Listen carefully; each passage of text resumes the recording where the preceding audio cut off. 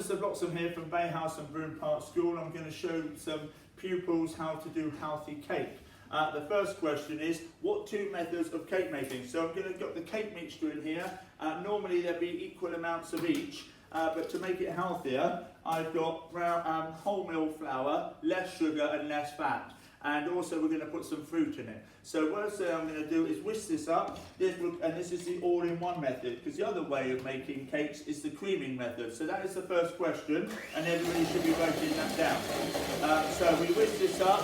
It will only take about a minute. As it's whisking, I'm spinning the whole whisking machine round, and it's on full speed. So make sure you get it on full speed. Spinning round. Now, to get it, once it's done, I bring it out of the mixture and tap it on the side, then switch it off. Then I get hardly any mixture on there. Now, I haven't finished with this because I'm going to put the fruit in it. So to make it also healthier, I've got three different sorts of fruit here. I've got green apples, red apples, and I've got a banana and I've got a carrot. So the pupils normally get a choice, and obviously by putting the fruit in it, we're adding fibre and adding some extra vitamins. How do we mash the banana? Seeing that's the first question. Now we mash the banana not with a masher, it's with a fork. Obviously if you're going to mash hundreds of them, you can mash it loads of different ways. So we don't need the skin, that's going to go in the compost later. And then with the fork, rather than hold it here, like so, rather than hold it like this, we hold it down by here and we get better leverage, because I think this is the question. How do we mash the banana? Number 2 would be with a fork, and number 3, better leverage, use your thumb on here. Your thumb is a lot stronger than your finger, right? Now this is quite a ripe banana, so it's nice and easy. So that's the banana done. The next question is, how do we get small bits of apple? We use the grater. So I've washed the apple, we grate it, we keep the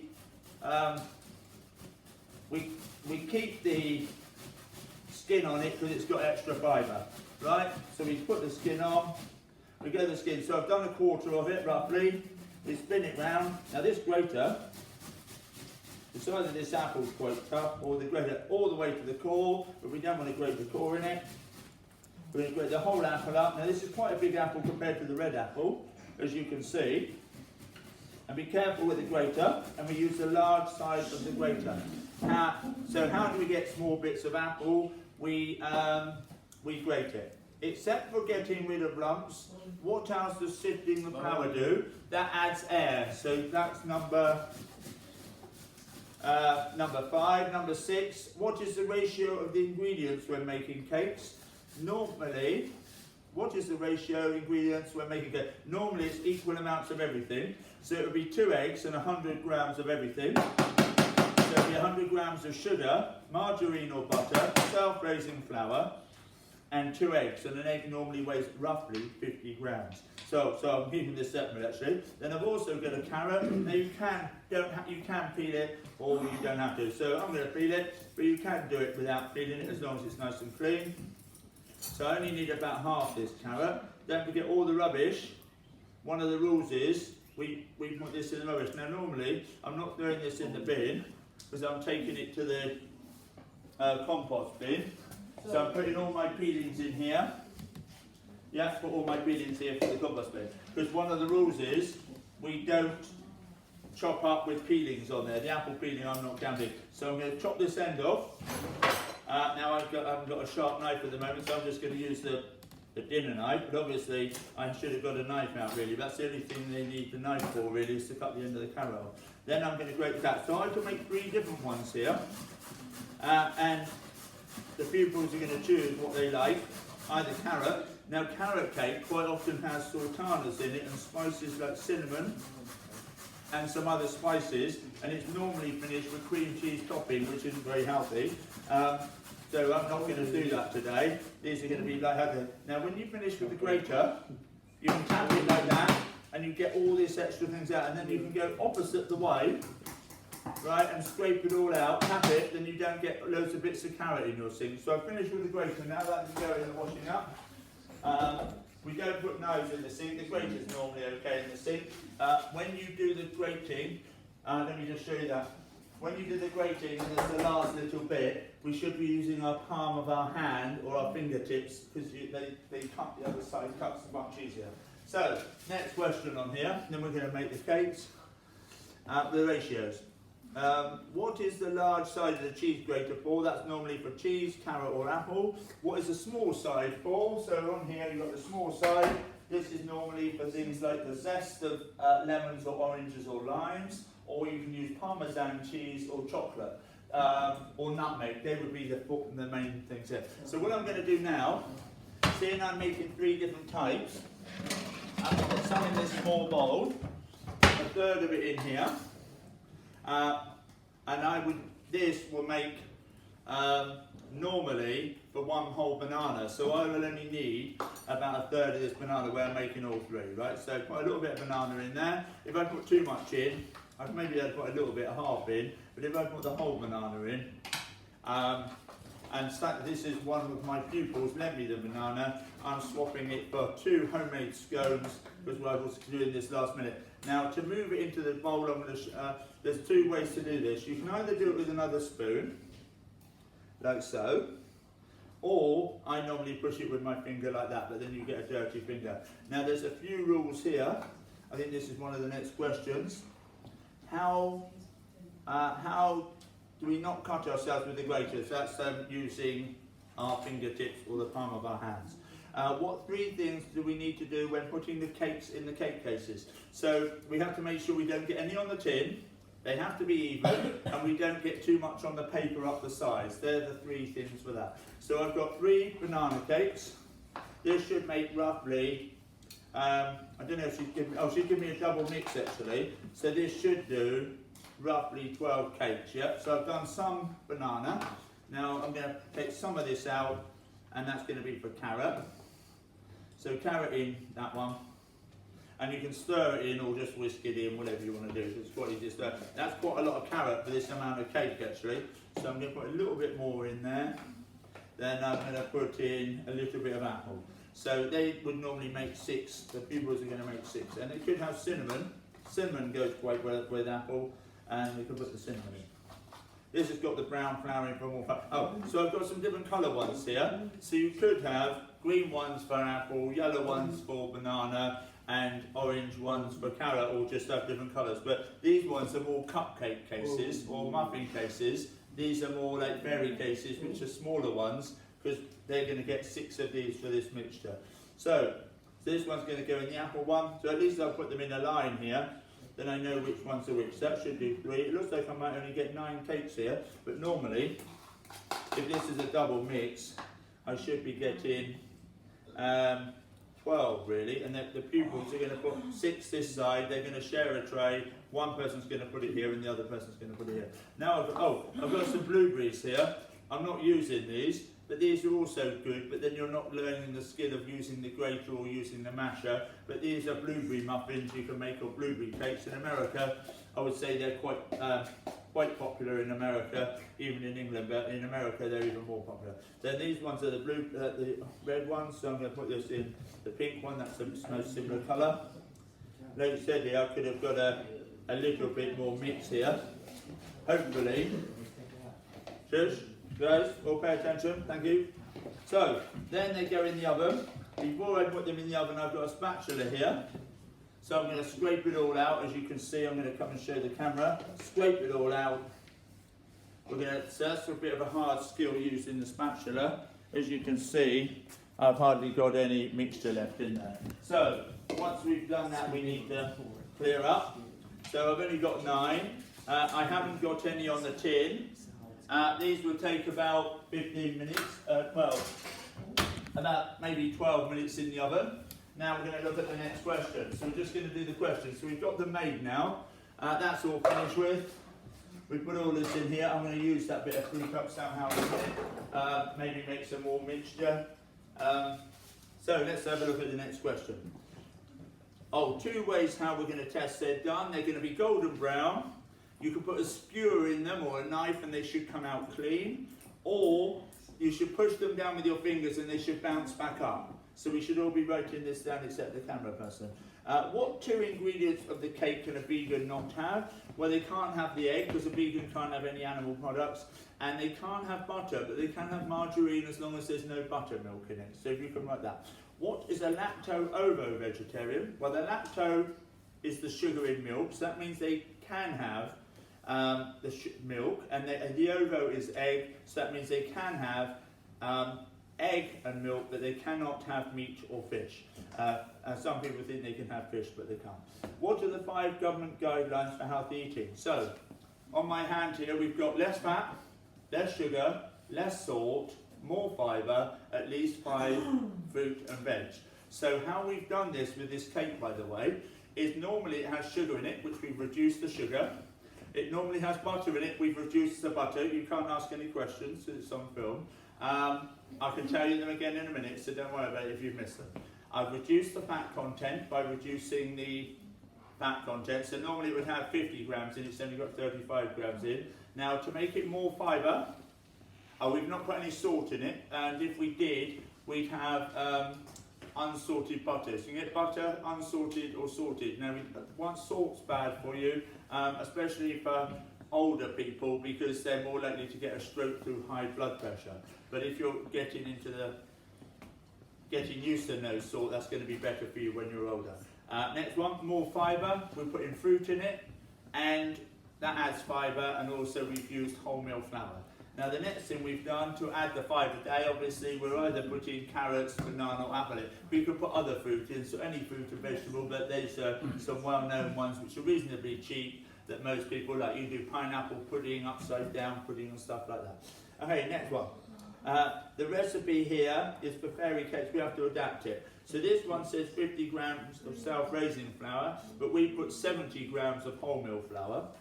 35 grams of unsalted butter or margarine, 35 grams of sugar, 1 egg, and to make it healthy, it would make it a lot healthier, but a free-range egg would be very slightly healthier. The yolk would be a bit more, have more vitamins in it, slightly more.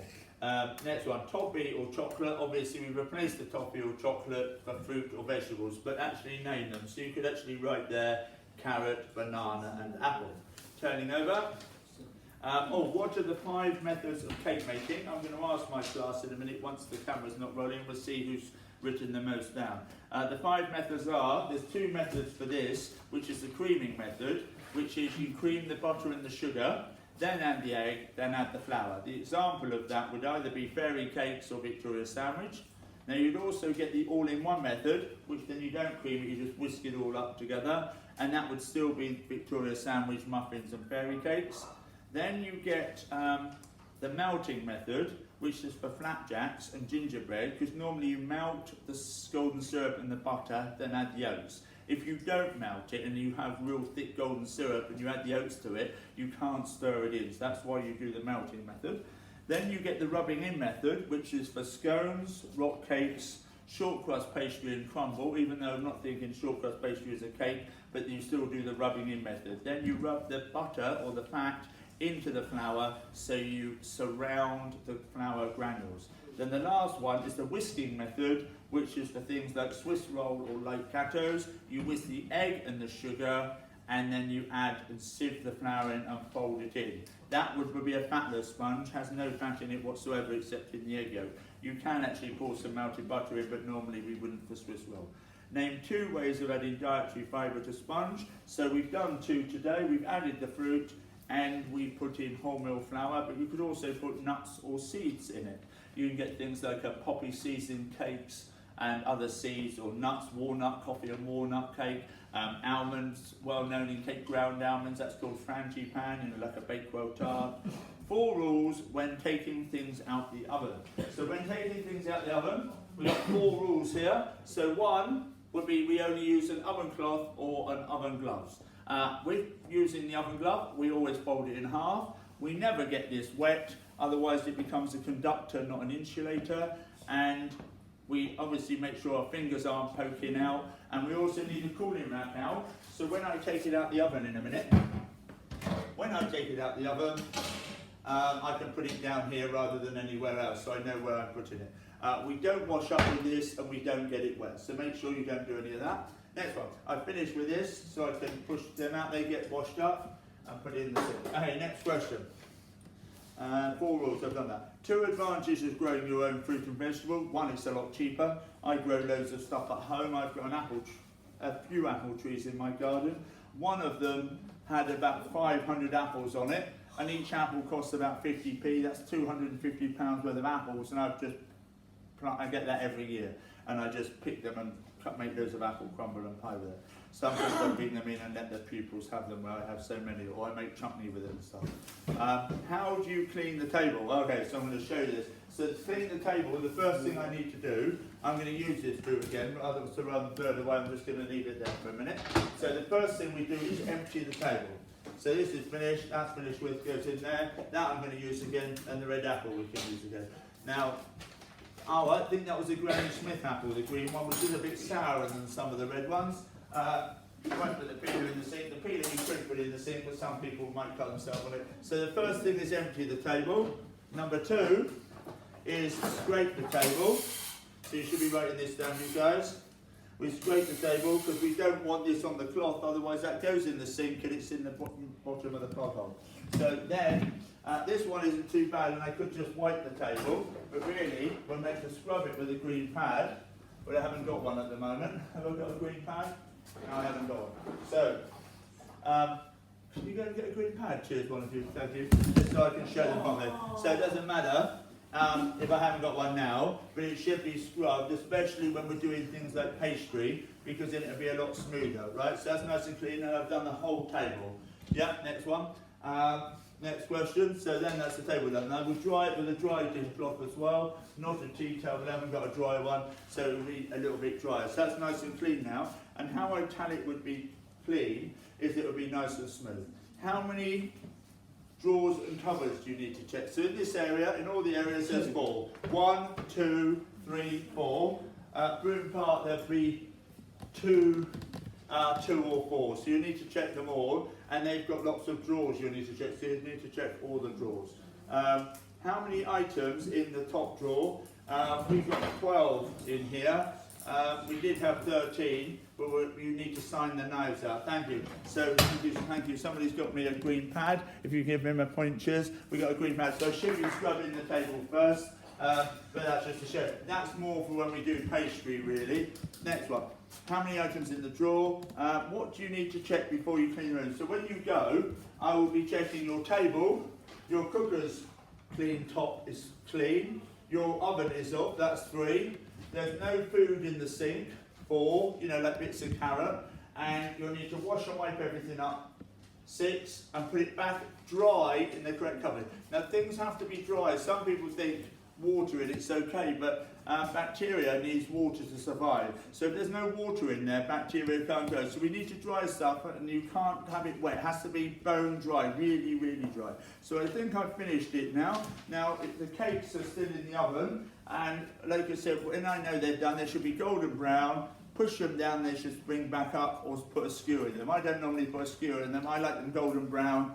They taste better if they're golden brown. They taste a bit soggy, and when they go cold, they go soggy and they collapse if you take them out too early. It should be golden brown. On the oven temperature, should be about gas mark 4 to 5, 180. With normal fairy cakes, if they peak, that means the oven's too hot. So you can see that. Anyway, that's Mr. Bloxham from Bay House and Broom Park School. So I've got a nice clean table. I've got the oven cloth folded in half. I'm going to check if the cakes are cooked. I take them out. I hold the oven door open. I take them out, put in my arm in here, folded in half, and I put them down here. Now they're nice and golden brown, as you can see. You can get something like a knife at the end of the spoon, something to see if it comes out clean, or you can push it down and it should bounce back up. When they're done, you can let them cool down a bit and put them on here like this. Obviously then you can put the tin straight in the water so people don't touch it. So rather than leave it here so a pupil comes and touches it hot, make sure you don't get any bits of cake on there. You just put it straight in the sink of water. I leave the cloth on it by mistake because I can't put it in the sink of water because it's still got the washing up in there. But your washing up will all be done by the time it comes out, and it can go straight in the sink of the water. Thank you.